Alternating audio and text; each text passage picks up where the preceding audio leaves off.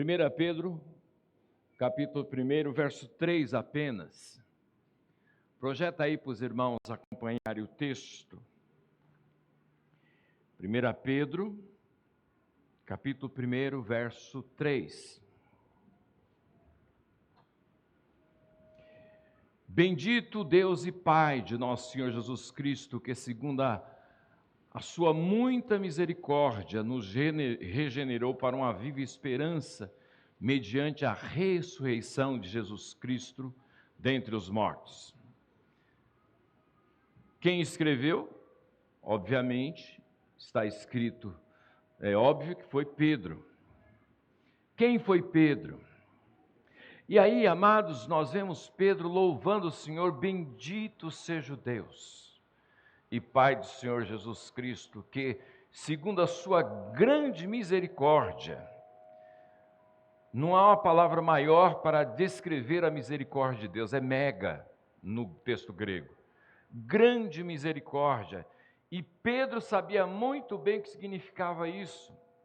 Pedro foi um dos 12, caminhou com Jesus durante 3 anos, viu os milagres do Senhor, participou de muitos milagres, foi ele quem caminhou sobre as águas, foi ele que viu o milagre da multiplicação dos pães e dos peixes, foi ele que esteve próximo ao Senhor, mas também foi ele o mais intempestivo, que se questionou Jesus, repreendeu Jesus ousadamente, lá em Mateus capítulo 16, quando Jesus está falando sobre a sua morte, ele diz, não, Senhor, tenha compaixão de ti. Ele estava sendo usado pelo maligno, inclusive. Momentos antes, Jesus tinha dito a Pedro, bem-aventurado você é, Simão Barjonas, porque Deus te revelou, o Espírito te revelou a bênção de você compreender que eu sou o Filho de Deus, o Messias prometido.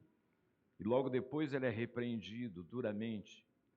É Pedro quem está caminhando com Jesus, dizendo que não iria negá-lo, que iria cumprir e as últimas consequências pelo Senhor. E logo na primeira oportunidade que teria de mostrar que seria esse camarada mesmo, ponta firme, quando Jesus chama-o, junto com o Tiago e com o João, para orar, ele dorme, ele cochila.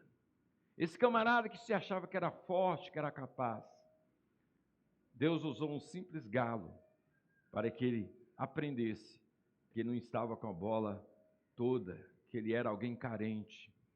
Ele negou o Senhor e o galo cantou.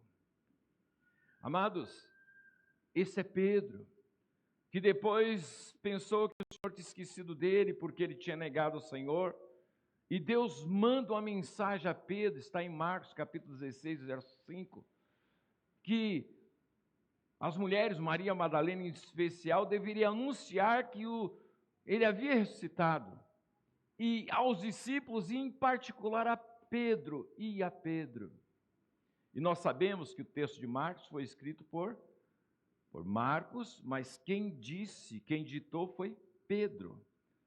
E só há nos 4 evangelhos essa frase, e a Pedro, só no evangelho de Marcos, porque Pedro é quem disse, o Senhor não desistiu de mim.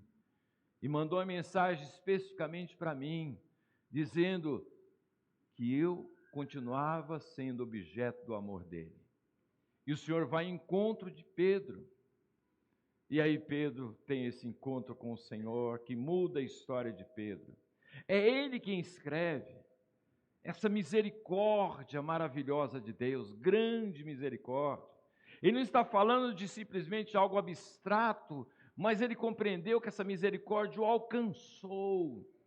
Ele que era alguém que estava tão perto do Senhor em termos geográficos, mas com o coração tão distante do Senhor, que Deus não desistiu de Pedro, foi ao encontro dele, mudou o coração dele. Ele diz assim, olha, eu experimentei essa bênção chamada vida nova.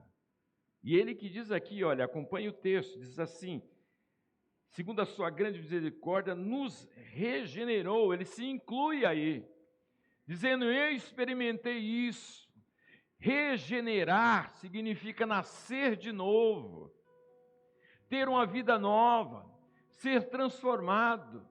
nascer do alto. Pedro só olhava em termos horizontais, agora ele olha para cima. Ele é objeto do amor de Deus. Deus foi ao encontro dele, mudou a história dele. Ele diz: eu experimentei a misericórdia de Deus. Eu experimentei porque Ele me fez transformou meu coração, sou uma vida nova, me transformou de tal forma que hoje eu sou regenerado, eu tenho uma vida nova. Aquele Pedro que se achava forte, capaz, morreu. Agora Cristo vive em mim, porque Ele ressuscitou, Ele habita no meu coração, e hoje eu tenho esperança viva. Hoje eu tenho esperança viva. Um dia eu vou estar com Ele, mas enquanto eu não estou com Ele, eu trago lá do futuro e passo a viver hoje essa bênção que eu tenho uma esperança. Esperança não é simplesmente algo que se espera, é algo que se vive, é fato. Para nós achamos que é alguma coisa que vai acontecer. Na Bíblia diz que é um fato. Jesus venceu a morte, Ele vive e Ele reina em mim. Hoje eu tenho esperança, hoje eu vivo paz, hoje eu vivo com Deus, hoje eu sou instrumento de Deus. Ele está escrevendo em minha perseguição. Ele está escrevendo para irmãos que estavam sendo perseguidos. É esse Pedro, medroso, que achava que era e não era nada disso, ele experimentou a bênção de ter uma vida nova. Ele diz: por causa da sua misericórdia, nos gerou, nos regenerou, nos deu uma vida nova. E olha que Pedro caminhava com o Senhor, mas ainda não tinha tido experiência de transformação com esse Senhor que estava tão perto dele. Foi necessário quebrar a cara, foi necessário ele negar o Senhor, para ele compreender quem ele era, como ele era fraco, como ele era carente. E aí Deus olhou para ele com misericórdia, e misericórdia significa dar uma segunda chance. E Pedro experimentou essa segunda chance muitas vezes, porque Deus é misericordioso. Você já teve essa experiência com o Senhor? Você já nasceu de novo? Essa ressurreição não é simplesmente um fato histórico. Jesus ressuscitou para viver em você, para viver em você, essa vida nova, essa vida de ressurreto, essa vida de olhar para cima, essa vida que rompe com as amarras do diabo, com as amarras do pecado na sua vida. Se você está escravizado pelo pecado, lembra-se disso. Jesus não só morreu na cruz, mas Ele ressuscitou e venceu a morte. E todas as amarras do inferno foram rompidas. E é esse que mora em mim e mora em você. Então, meu querido, se Deus te trouxe aqui, é para dizer para você que existe vida nova, que existe liberdade, que existe um Deus maravilhoso que quer atuar na sua vida, transformar a tua história, que quer arrebentar, romper essas amarras do inferno na sua vida, do pecado, sei lá qual pecado, principalmente isso que tem escravizado homens solteiros e casados, pornografia. E não só homens, mulheres, gente escrava. Meu querido, Jesus morreu por você, ressuscitou para romper as amarras do inferno na sua vida. Seja lá o que for, se você detectar que existe algo que tem te escravizado, hoje à noite dizer: basta, Jesus vive em mim. Chega, Jesus vive em mim, e aquele que venceu a morte habita em você. Não aceite, não permita isso na sua vida. Deus não te chamou para você pagar mico, passar vergonha, ser pisado e humilhado pelo diabo. Deus não te chamou para você ser foco de piada do inferno. O que será que os demônios dizem quando veem a sua vida? Lembre-se, lá em Efésios nós compartilhamos isso, que nós, igreja do Senhor, nós somos universidade, a escola dos anjos, principados e potestades. Lá não diz simplesmente anjos saudáveis, santos ou demônios, mas nós somos a mensagem de Deus para eles. O que será que os demônios dizem a teu respeito? Será que você é motivo de chacota do inferno, do diabo? Olha lá, está na igreja hoje, amanhã está no pecado. Olha lá, aquele que diz que é honesto, que está ouvindo tantas coisas a respeito de Deus hoje, amanhã o diabo já preparou a artimanha, porque ele vai cair de novo. Ele é escravo. Deus não te chamou para pagar mico, meu querido. Pedro diz, o Senhor veio ao meu encontro, eu experimentei a misericórdia e eu nasci de novo para uma viva esperança, porque Jesus venceu a morte e mudou a minha caminhada, a minha história. Pedro não está falando de abstração, ele está falando da experiência dele. Ele experimentou isso, você experimentou? Ou será que isso simplesmente foi algo lindo, bem ensaiado, bem cantado, e aqui eu vou embora, viver a minha vida e ser motivo de piada dos demônios? Deus te salvou para você ser a alegria de Deus. Deus chamou para você honrá-lo. Deus chamou para você ser instrumento dele. Deus chamou para você caminhar em vitória. Deus chamou para a vitória. Deus chamou para viver a esperança aqui e agora. Anunciando Jesus, as pessoas dizendo, ele vive. Mas como? Ele vive em mim. Ele mudou a minha vida. Ele transformou o meu coração. Eu posso dizer isso da minha história. Eu não sei se você pode dizer da sua. Eu posso falar da minha história. Eu sei quem eu era e quem eu sou pela misericórdia de Deus. Você já experimentou isso ou você é um religioso? Fala de coisa bonita, sabe de coisa bonita, mas não experimentou nada disso. É ficção, não é fato, não é história, é ficção. Hoje é o dia de tomar uma posição de que de fato você crê em Cristo ressuscitado. De que de fato isso é verdade na sua vida.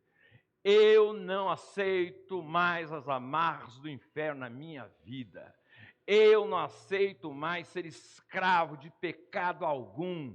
Eu rompo com isso, seja lá qual a forma de pecado.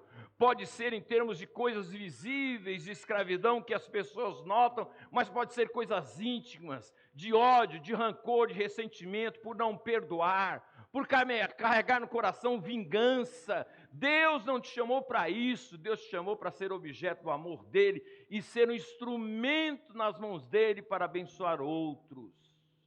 É por isso que você está aqui ainda, é para viver isso. Deus te chamou para olhar para cima, para viver para o alto.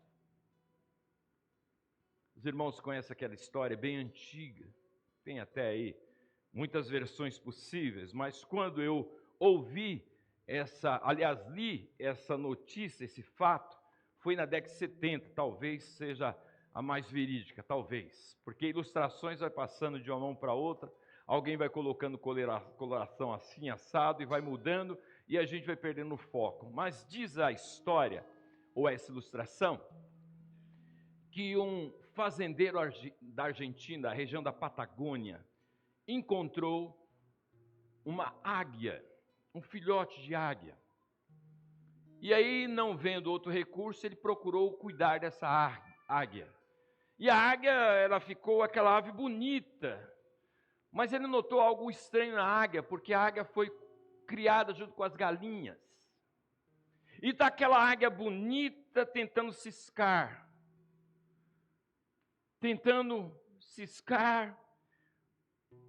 Ela não era galinha, ela era águia. Teve um dia, diz o fazendeiro, que ele viu aquela águia tão bonita, tentando ciscar. Daqui a pouco ela olhou para o alto e viu outras águias voando. Ela olhou e começou a bater as asas. E no primeiro momento ela teve tanta dificuldade, mas daqui a pouco diz o fazendeiro que ela alçou o voo e foi embora. Deus te chamou para olhar para cima. O Senhor que venceu, Ele te convoca, não para ficar ciscando, não para ficar ciscando, não, é para voar e para o alto. Às vezes a nossa caminhada, começar é difícil, principalmente você, meu querido, se tem algum amarro. O diabo não vai querer que você seja vitorioso. O diabo vai tentar dizer: você não tem solução, você não pode, você não vai conseguir voar. No começo pode ser difícil, mas daqui a pouco você vai ouvir a voz do teu pastor, do teu Senhor, e você vai começar a voar, e você vai começar a voar, e ninguém pode segurar, porque Deus te chamou para o extraordinário, não para você ciscar, mas para você voar. Ele veio ao teu encontro. Pedro experimentou isso, um simples pescador. Alguém que ia passar na história como simples pescador, se tornou um apóstolo, um homem de Deus, alguém que marcou a história. Homens simples, comuns como você, mas que experimentou a misericórdia. Teve encontro de transformação. E a partir dali, a história se tornou outra. Deus te trouxe aqui para você mudar de vida, meu irmão. Deus te trouxe aqui para você tomar uma posição de mudança, de rompimento de amarras do inferno, porque Jesus vive. Ninguém pôde detê-lo. E aquela tumba, aquele túmulo vazio, aquela tumba vazia, ela está cheia de esperança para mim e para você. Ela está vazia de morte, mas está cheia de vida.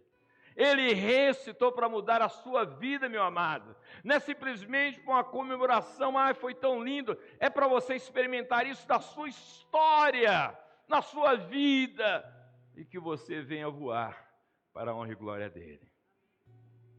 Vamos ficar em pé. Nós vamos cantar uma canção na direção do Graziano. E eu queria convidar você, meu querido, a romper. Se existe alguma amarra do maligno na sua vida, assuma, toma uma posição, diga: eu não quero mais. Isso precisa ser corajoso, sabe por quê? Porque tem um euzinho, um ego. O que vão pensar de mim? Deus sabe quem é você, Deus te conhece, e Deus te trouxe aqui para mudar a sua vida, saindo daqui livre em nome de Jesus.